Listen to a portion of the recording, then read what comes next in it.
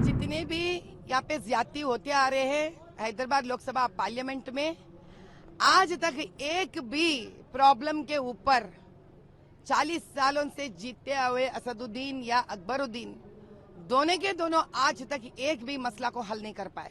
कितने ही हिंदू परिवार रोते आए हैं लव जिहाद के बारे में, और इसके बारे में भी आज तक कोई सच बाहर नहीं निकला गया है।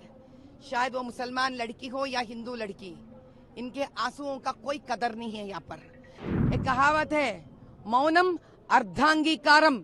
इसका मतलब है जब आप चुप बैठते हो तो आधा तुमने मान लिया है इसको।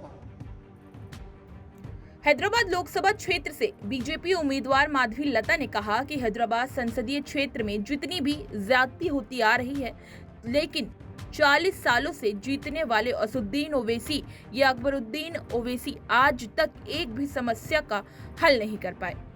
हमें पता है कि यहाँ कितने घरों में गरीबी के कारण मुसलमान लड़कियों की शादी दूसरे देशों में करवा दी जाती है। वहाँ जाने के बाद उनकी क्या हालत होती है, ये हम सब जानते हैं। आज तक असदुद्दीन ओवैसी और अकबरुद्दीन ओवैसी में से किसी ने भी इस बारे में कोई जांच नहीं की, ना ही सच जानने की कोशिश की है। कितने हिंदू परिवार भी लव जिहाद को लेकर रोते आए हैं, लेकिन उसका भी सच आज तक सामने नहीं आया। क्या उनकी इस बारे में कोई जांच करवाने की जिम्मेदारी नहीं बनती?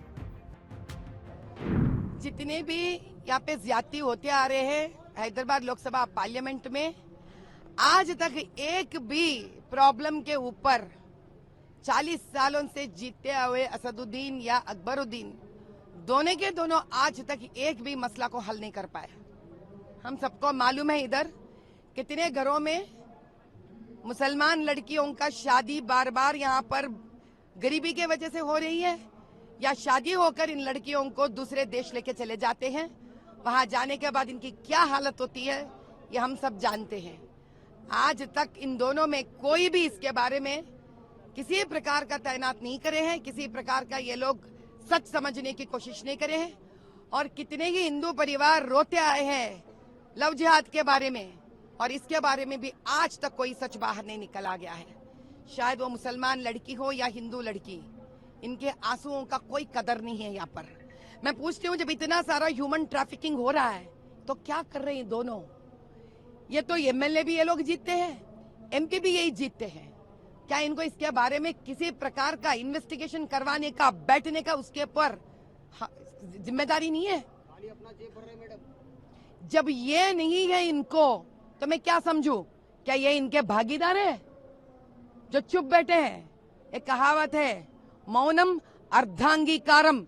इसका मतलब है जब आप चुप बैठते हो तो आधा तुमने मान लिया है इसको। तो मैं वही पूछ रही हूँ, वक्फ बोर्ड के लैंड इतने खींचे चले जा रहे, आप साइलेंट क्यों बैठे हो?